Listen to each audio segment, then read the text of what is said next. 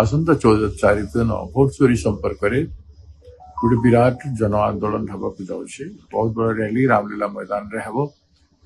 ଏ ରାମଲୀଳା ମଇଦାନରେ ଖଡ଼ଗେଜୀଙ୍କର ନେତୃତ୍ୱରେ ଯେଉଁ ସଭା ହେବ ସେଥିରେ ମୁଖ୍ୟ ଭାବରେ ଆମ ନେତା ଶ୍ରୀଯୁକ୍ତ ରାହୁଲ ଗାନ୍ଧୀଜୀ ଭୋଟ ଚୋରି ସମ୍ପର୍କରେ ଉପସ୍ଥାପନ କରିବେ। କେମିତି ଗଣତନ୍ତ୍ରକୁ ହତ୍ୟା କରାଯାଉଛି, ଭୋଟର ଲୁଟ୍ ହେଉଛି ବେକାର ଯୁବକମାନଙ୍କର ଚାକିରିର ଲୁଟ୍, ଚାଷୀମାନଙ୍କର ଭବିଷ୍ୟତର ଲୁଟ୍, ଶ୍ରମିକମାନଙ୍କର ଶ୍ରମର ଲୁଟ୍, ତାଙ୍କର ପରିଶ୍ରମର ଲୁଟ୍, ମହିଳାମାନଙ୍କର ପ୍ରତି ତାଙ୍କର ସମ୍ମାନର ଲୁଟ୍ ଏବଂ ଆମର ବିଭିନ୍ନ କ୍ଷେତ୍ରରେ ଯେତେ ସମ୍ଭାବନା ଅଛି ସେ ସମସ୍ତ ସମ୍ଭାବନା ସ୍ୱାଧୀନଚେତା ଭାରତବର୍ଷର ସାମ୍ବିଧାନିକ ଯେତେ ଅଧିକାର ଅଛି ସେ ସବୁଥିର ଚୋରି ହେଇଯାଉଛି।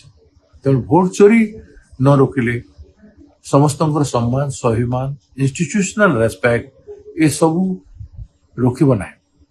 ତେଣୁ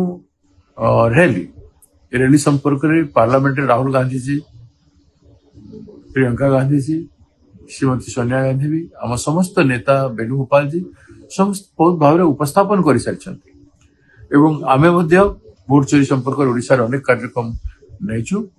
ଏବଂ ଏହି ରେଲି ପରେ ଆହୁରି ଆଗକୁ ବ୍ୟାପକ କାର୍ଯ୍ୟକ୍ରମ ହେବ। ଦେଶର ସ୍ୱତନ୍ତ୍ରତାକୁ, ସ୍ୱାଧୀନତାକୁ, ସାମ୍ବିଧାନିକ ଅଧିକାରକୁ ବଞ୍ଚେଇବାଟା କଂଗ୍ରେସ ପାର୍ଟି ଦୃଷ୍ଟିକୋଣରେ ସବୁଠୁ ବେଶୀ ମହତ୍ୱପୂର୍ଣ୍ଣ। ତେଣୁ ସେଇଟା ହେବାକୁ ଯାଉଛି।